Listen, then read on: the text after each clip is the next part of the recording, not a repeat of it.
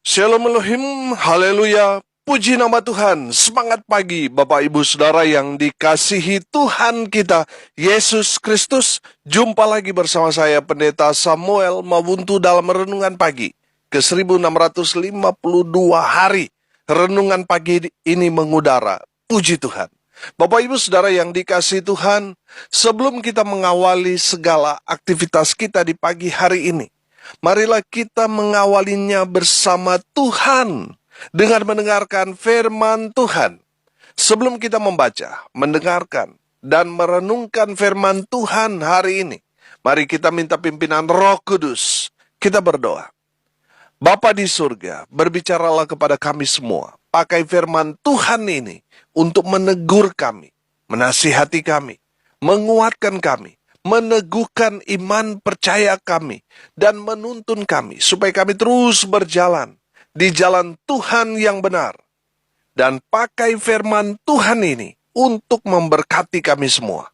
Di dalam nama Tuhan Yesus yang adalah firman Allah yang hidup, kami berdoa. Amin. Haleluya. Mari buka Alkitab kita dalam kitab Kejadian pasal 28 ayat 1 sampai ayat 9. Kejadian 28 ayat 1 sampai ayat 9. Demikian firman Tuhan.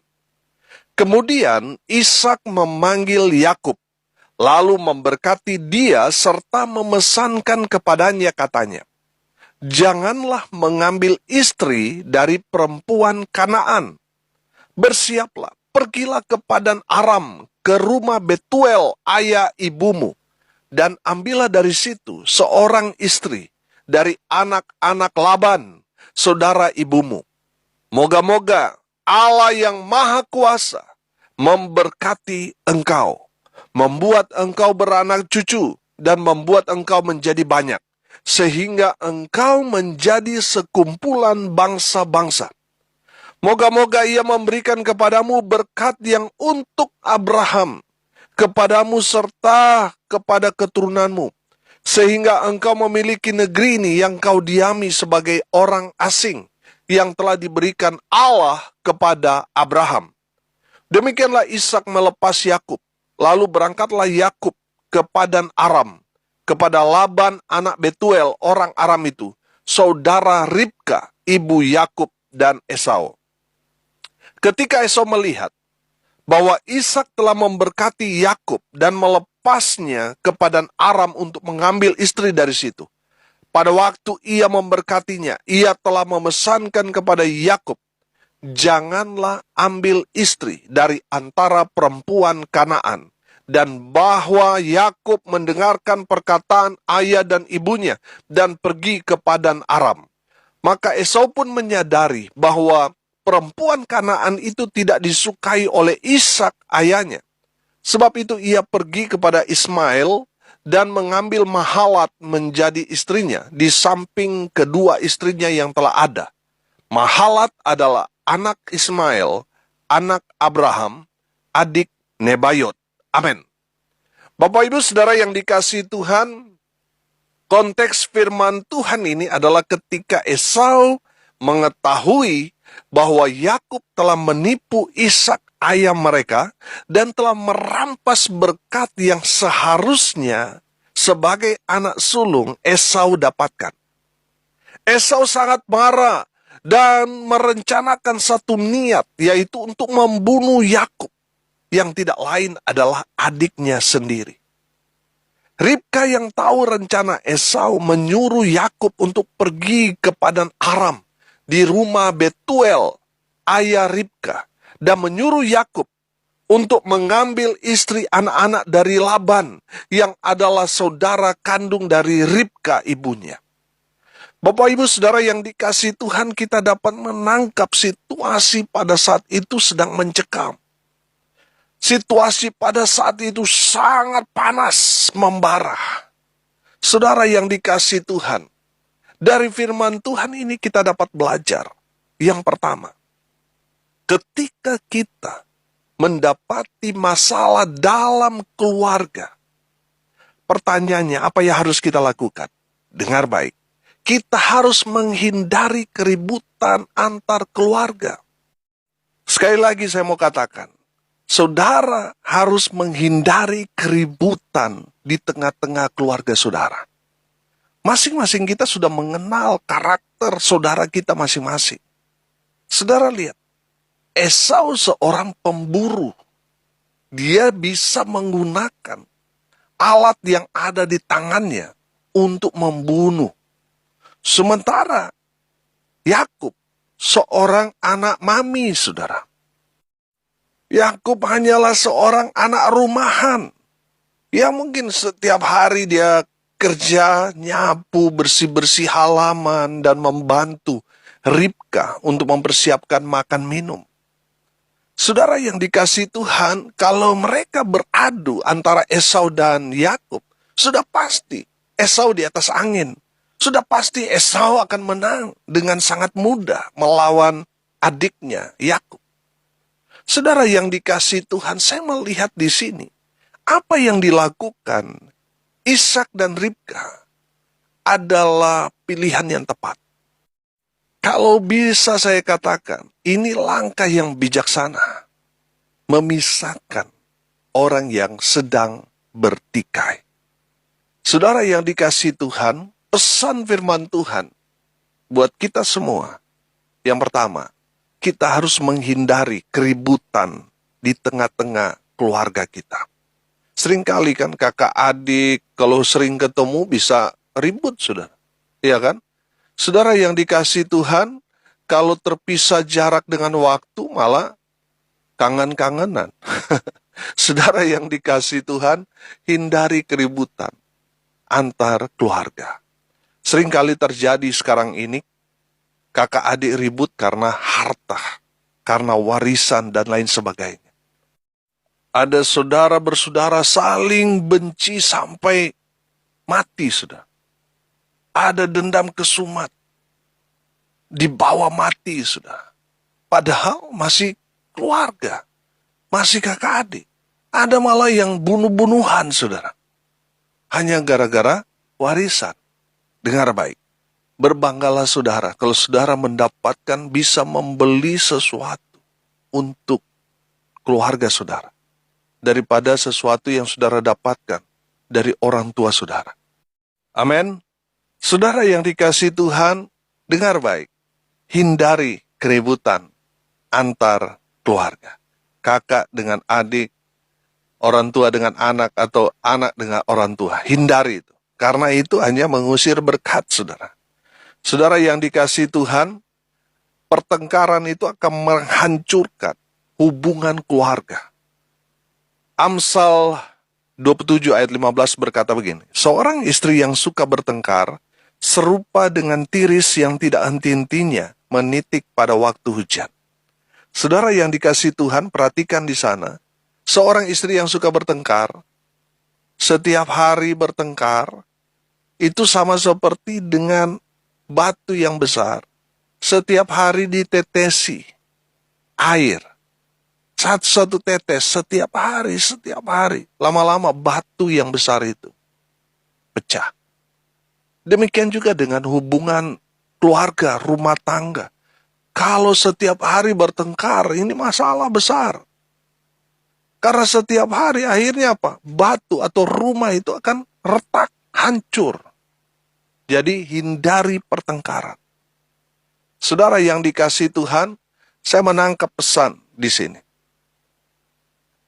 Yakub dan Esau dipisahkan oleh Ishak dan Ribka untuk mencegah pertengkaran, pertikaian di tengah keluarga mereka. Yang pertama, saudara, hindari keributan di tengah-tengah keluarga saudara. Sebagai anak-anak Tuhan, kita harusnya membawa damai, bukan pertengkaran, bukan perselisihan, tetapi membawa damai sejahtera. Amin. Saudara yang dikasihi Tuhan, pesan yang kedua di sini, firman Tuhan mau ajarkan kepada kita, seperhatikan Ishak sudah diberkati Tuhan. Perhatikan ayat 3 sampai ayat 4. Moga-moga Allah yang Maha Kuasa memberkati engkau, membuat engkau beranak cucu, dan membuat engkau menjadi banyak, sehingga engkau menjadi sekumpulan bangsa-bangsa. Moga-moga Ia memberikan kepadamu berkat yang untuk Abraham, kepadamu, serta kepada keturunanmu, sehingga engkau memiliki negeri ini yang kau diami sebagai orang asing yang telah diberikan Allah kepada Abraham. Ayat 5. Demikianlah Ishak melepas Yakub. Bapak Ibu Saudara yang dikasihi Tuhan, Yakub sudah diberkati oleh Ishak. Tapi perhatikan di sana, Tuhan izinkan Yakub untuk pergi ke rumah kakeknya, Betuel, ke rumah Laban, omnya atau paman daripada Yakub. Tuhan izinkan Yakub diproses di luar rumah. Tuhan mau melatih Yakub di perantauan supaya Yakub itu dewasa, bisa mandiri. Kita tahu bahwa Yakub ini dibesarkan oleh Ribka. Ini anak manja, saudara. Ini anak mami. Dan kali itu, kali pertama, Yakub merantau, lepas dari pantauan orang tuanya. Saudara yang dikasihi Tuhan, saya melihat di sana, Tuhan izinkan, Tuhan mau proses Yakub, supaya Yakub menjadi pribadi yang kuat. Saudara yang dikasihi Tuhan, posisi Yakub sudah diberkati. Nanti besok-besok kita akan lihat dampak dari berkat Ishak, ayahnya, kepada Yakub. Yakub diberkati Tuhan dengan luar biasa. Apa yang dia kerjakan, lakukan, Tuhan buat dia beruntung dan berhasil. Amin. Saudara, sebelum dia mendapatkan itu semua, Tuhan memproses dia di rumah kakeknya, di rumah pamannya, Laban. Saudara yang dikasihi Tuhan, kalau saat ini saudara mungkin jauh daripada orang tua, karena saudara saat ini sedang merantau, Tuhan mau mengajarkan kepada saudara untuk menjadi pribadi yang kuat, pribadi yang mandiri, dewasa. Amin. Karena Tuhan sedang mempersiapkan berkat buat saudara. Saya percaya kalau kita betul-betul menjadi pribadi yang mandiri, pasti Tuhan berkati saudara. Amin. Saudara yang dikasihi Tuhan, di saat kita merantau, di saat kita menjadi pribadi yang mandiri, kita betul-betul hanya bersandar kepada Tuhan. Amin. Saudara, di masa-masa saudara merantau, di masa-masa saudara diproses Tuhan untuk menjadi pribadi yang mandiri, di sana saudara betul-betul mulai dari nol. Saudara akan melihat betul-betul tak berdayanya kita, begitu rapuhnya kita, kalau kita di luar Tuhan. Saudara, saya percaya kalau kita masih ada sampai sekarang ini semua karena kemurahan Tuhan. Amin. Karena kebaikan Tuhan buat kita. Makanya kita harus mengandalkan Tuhan di dalam kehidupan kita. Karena orang yang mengandalkan Tuhan pasti hidupnya diberkati. Amin.